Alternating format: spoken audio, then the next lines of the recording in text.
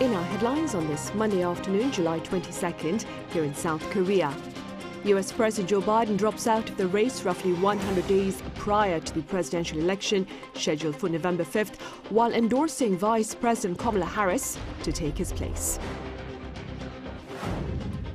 And South Korea amps up the volume of its loudspeaker broadcasts on all border fronts into North Korea, starting at 6 in the morning today, and will continue until 10 in the evening amid the latter's refloating of waste-carrying balloons. Meanwhile, on the local front, hospitals here are looking to hire over 7,000 trainee doctors for the latter half of the year to fill the vacuum left by those who walked out of their posts in late February in protest of plans to boost medical school seats. We start over in the US, where President Joe Biden has renounced his re-election bid while recommending that Vice President Kamala Harris takes the Democratic Party's ticket to the 2024 presidential race. Our senior correspondent Oh Soo-young has the latest. US President Joe Biden has dropped out of running for re-election, passing the torch to his Vice President Kamala Harris. Taking to social media platform X on Sunday, Biden said he would resign from his campaign for the November presidential election in the best interest of his party and the country, and focus on the remainder of his term. The announcement comes as Biden has been under growing pressure from fellow party members to drop out of the race, amid concerns about the 81-year-old leader's age, especially after struggling against his rival Donald Trump during last month's televised debate. Biden formally endorsed his running mate Harris, who said she intends to earn and win the nomination.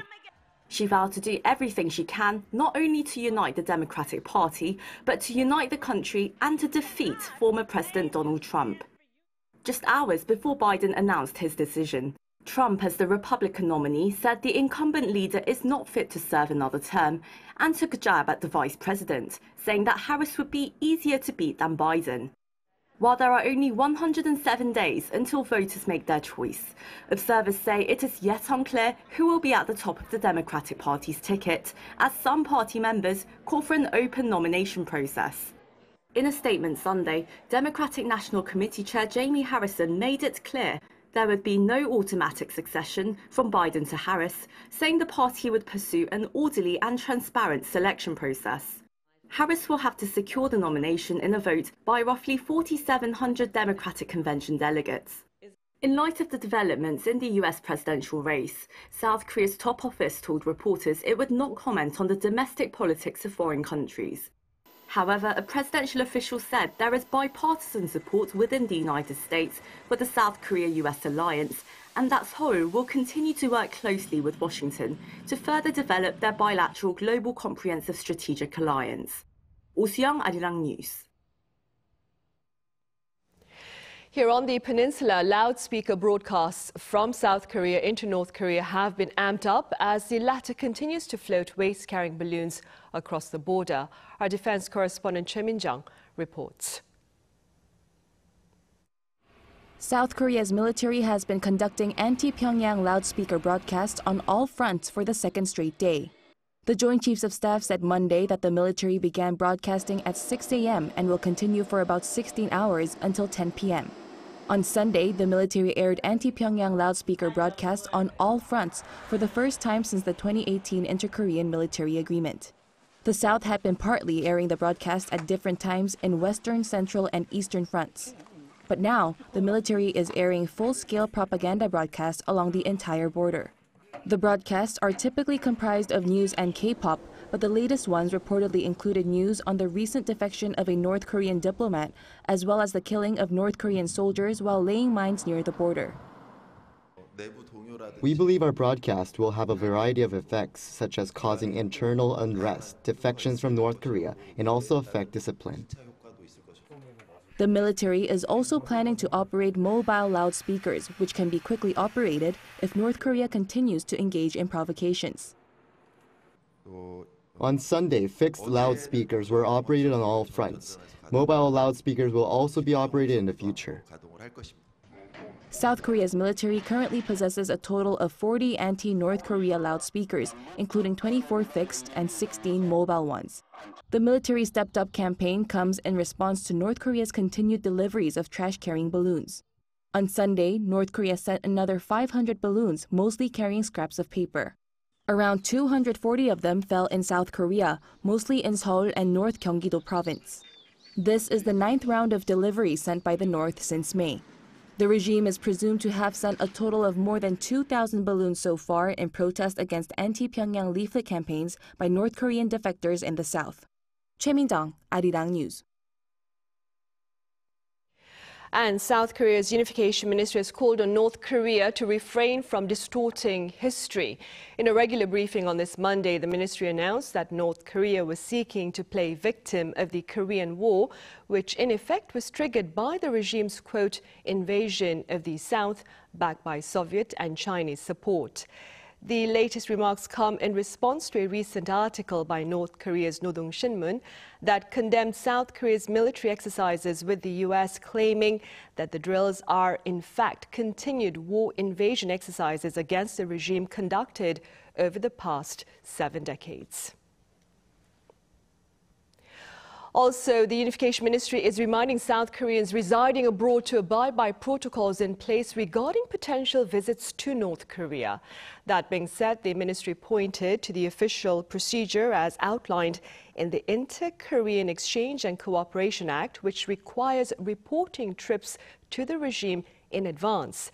Now, this reminder follows a report by Japan's Mainichi Shimbun this past weekend that said 140 students from a school based in Tokyo called Korea University has gotten the green light from North Korea for a visit from late August. This particular school is run by a North Korea-affiliated organization in Japan and reportedly includes some students with South Korean nationality. On the international front, Israeli Prime Minister Benjamin Netanyahu will dispatch a delegation to negotiate a hostage deal with Hamas on Thursday. Intentions to this end were shared Sunday by his top office, while the destination of the delegation remained undisclosed. The hostage issue is expected to be the center of talks between Prime Minister Netanyahu and U.S. President Joe Biden this week. Meanwhile, on the battlefront, Israel shot down a ballistic missile launched by Iran-backed Houthi militants in Yemen. The missile was launched in response to Israel's strikes on a Yemeni port city, marking the first assault by Israel of Yemen since the war in Gaza began last October.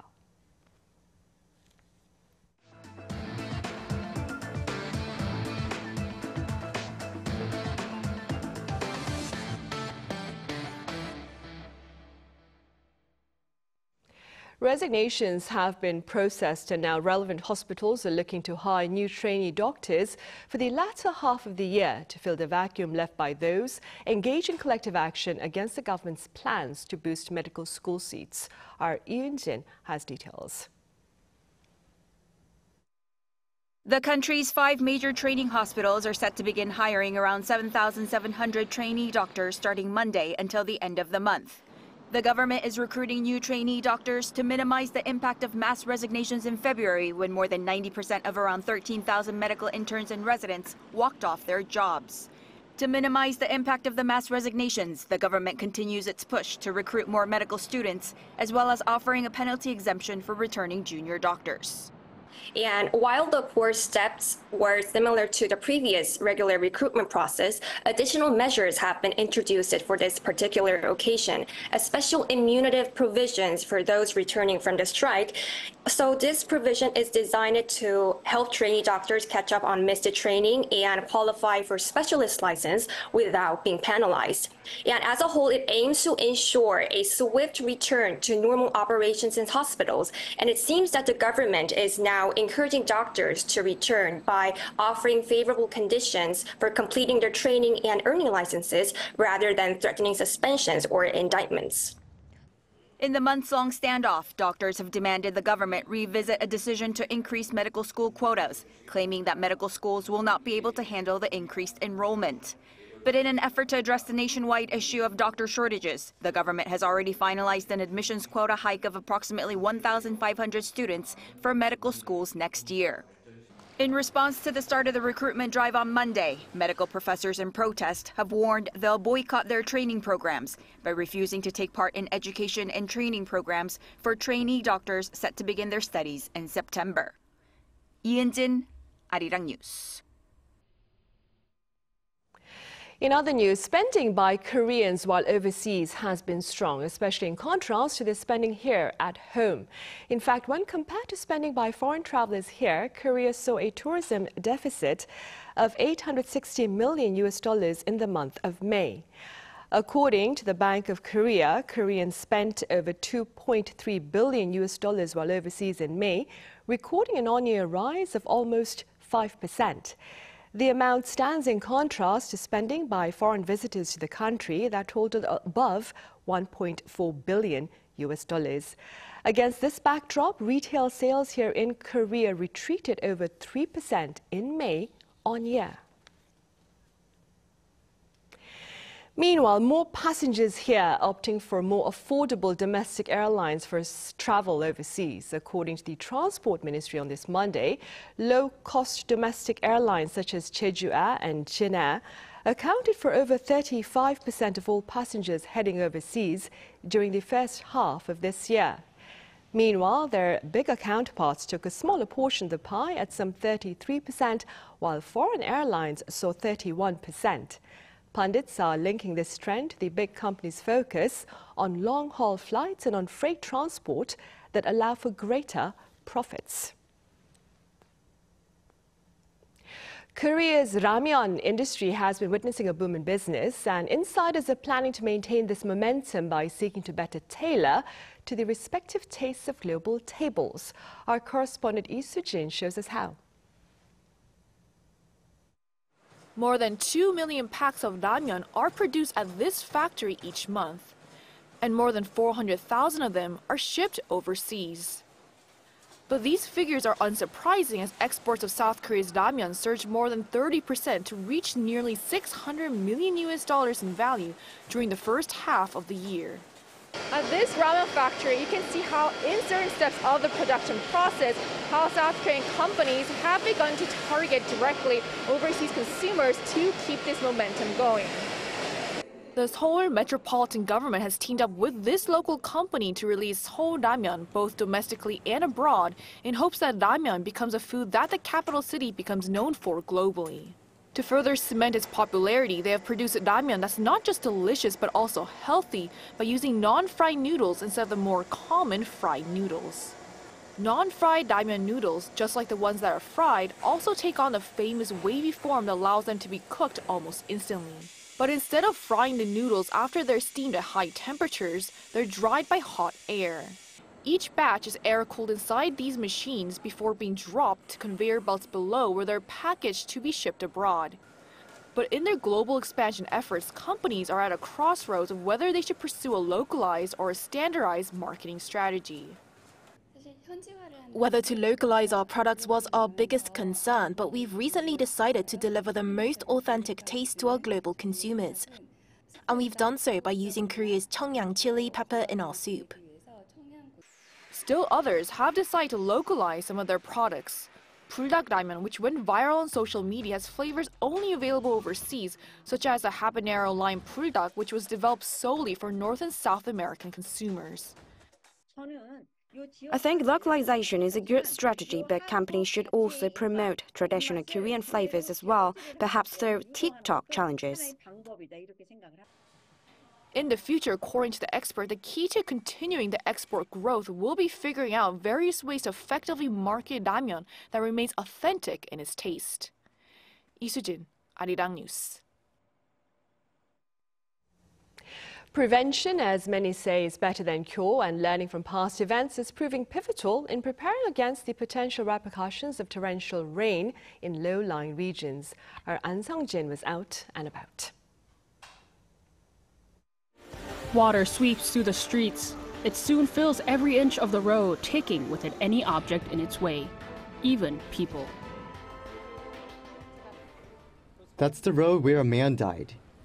The intersection heading down that way. Water reached up to my shin while I was working, so most of the stores in the basement saw damage. I couldn't go home because the entire area was flooded. This is a glimpse of what happened 2 years ago when heavy rain swept through, blocking off buildings and roads, causing chaos. Since then, people in the area fear that the same thing will happen again. That manhole cover bounced off. We were so surprised. Then whenever it rains, it starts to stress me out. I still have a trauma from then. Now the janitor brings out the water barrier to make sure that rain doesn't leak into restaurants and buildings. Some experts say the geographical layout is a factor as the area is low-lying. But one professor says that there is another crucial during times of heavy downpours. As I said, if there is a problem with the drainage system in the city, and if it's left as it is, the same problems will occur every year. If leaves or trash gets clogged up, it needs to be cleaned out quickly by local district offices. 2 years ago, this area of Gangnam-gu district in capital Seoul saw massive damage from flash floods. Every year, flood-prone areas of the city face some degree of damage. How are cities trying to prevent this through an effective drainage system? There are many ways to keep the city's drainage system working and protect people's lives when flooding starts. For instance, local business owners like pharmacist Kim Young-nan would head out to the storm drain in front of her shop to make sure that it wasn't clogged. If the storm drain is covered, the area becomes more flood-prone, so it needs a lot of attention. Especially during the summer when it rains a lot, Kim says she puts extra effort to make sure.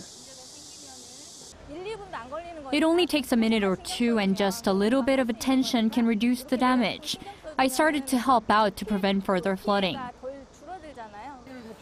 Just like her, the district of Nuwongu cooperates with more than 2,000 different business owners to keep the storm drains clean by appointing them as protectors. Previously, it would take 2 to 3 days for us to go around and check the drains. Now, with the help of these people, from receiving the report to fixing it can be done within a day. These people have volunteered to help take care of these storm drains. They also added QR codes for each of the drains in the district to establish a more organized system to report any that aren't functioning properly.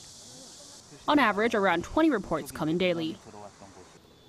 According to the National Disaster Management Research Institute, if the storm drain is covered even slightly more than half, the possibility of flooding doubles. Water can often spill out from manholes with the covers floating away. To prevent casualties, cities have implemented a preventive system. This metal plate, which can hold up to 400 kilograms, ensures that nobody falls through the manhole. These efforts are crucial, especially as South Korea this summer is looking to see one of its worst rainfalls yet, with 50% more precipitation compared to last year. It's not necessarily that this year is the worst. Every year we may see stronger and stronger rain. If we look at the pattern for this year, the sea temperature around the peninsula is high, which constantly creates vapor, and there is an influx of low-pressure air from the west which clashes and creates rain clouds. Meteorological predictions are difficult to make. No matter how many times we check weather apps, weather forecasts are rarely precise. What's important is keeping track of what's happening in real time and responding with proper measures. An Sung-jin, Arirang News.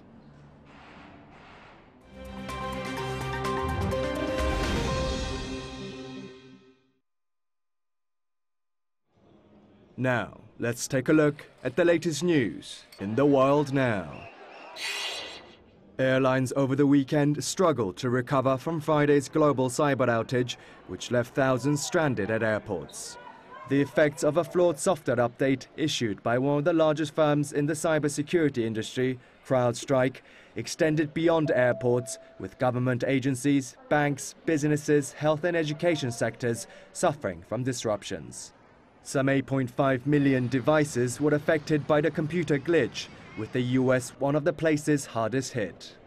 According to flight tracking websites, more than 1,200 international flights passing by the United States have been cancelled as of early Sunday afternoon, while 5,000 domestic US flights were delayed on Sunday. Globally, there were some 46,000 total delays on Friday and at least 30,000 delays on Sunday, according to FlightAware.com.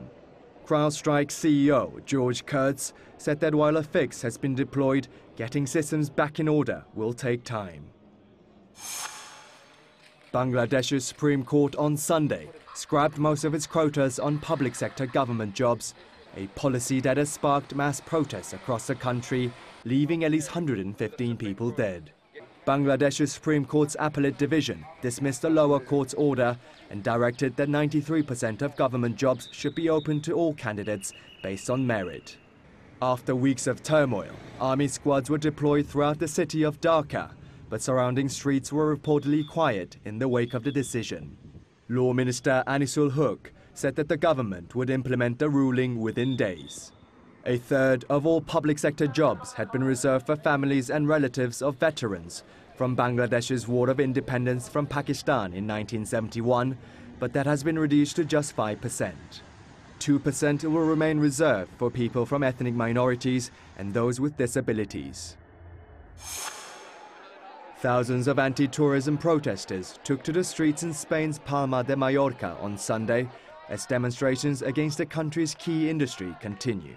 According to authorities, around 10,000 protesters came out in Mallorca carrying makeshift models of cruise ships and planes, as well as pickets reading "No to mass tourism," "Stop private jets," and "Your luxury, our misery." Similar protests have also taken place in Barcelona, as well as Malaga and the Canary Islands, where residents say they are suffering from a tourist-driven rise in housing and living costs.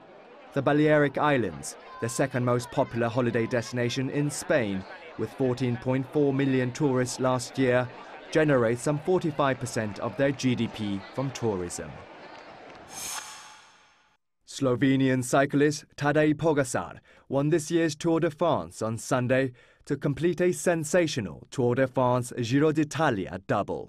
He becomes the first person since 1998 to win cycling's two biggest races in the same year. Pogačar cemented his victory by winning the Stage 21 time trial, cycling the 33.7-kilometer individual time trial from Monaco to Nice in 45 minutes and 24 seconds. It was the sixth stage of the Tour won by Pogačar and extended his lead over the defending champion Jonas Vingegaard of Denmark to a margin of 6 minutes and 17 seconds. Kim Seong, Arirang News.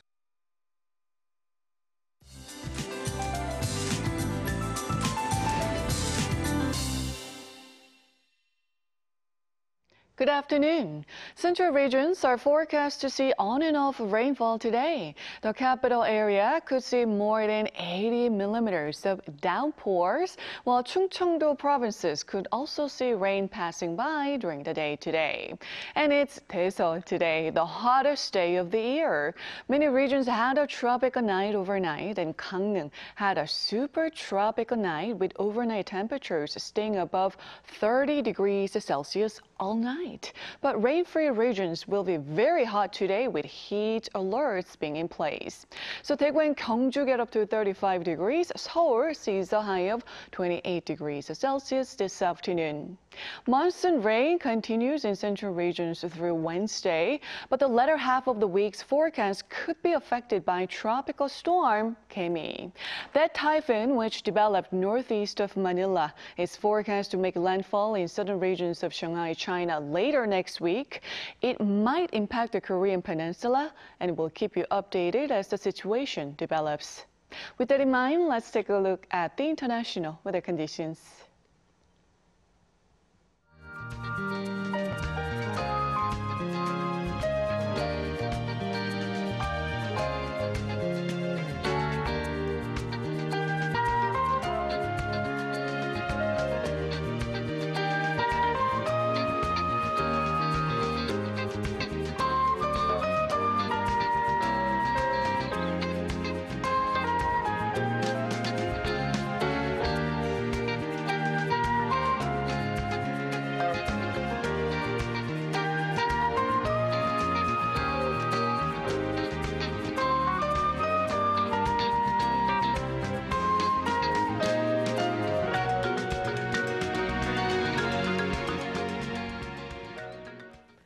Right, and that brings us to the end of our Monday afternoon newscast. Coming up right after this break is our daily panel session, and today we focus on the latest events here on the Korean Peninsula and in the US political arena.